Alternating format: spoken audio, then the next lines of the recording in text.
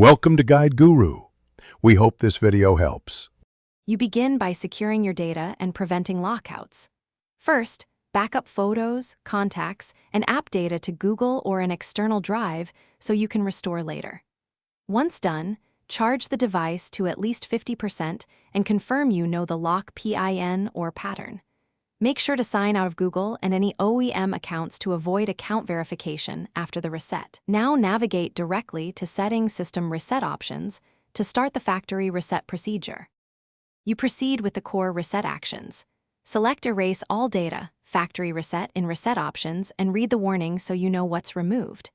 If the phone won't boot to settings, use the device-specific recovery key combo, power plus volume keys to access recovery mode, then pick Wipe Data/Factory Reset. Once you confirm, the system will perform the wipe. Do not interrupt power or remove the battery. This ensures a clean system state and removes user data robustly. You finalize the process by rebooting and following the setup wizard. Connect to Wi-Fi early so your Google account and backups restore quickly. Signing in lets you pull contacts, apps, and settings. After restore, update the OS and apps to patch security and improve performance. If you encounter factory reset protection asking for the previous Google account, use those original credentials.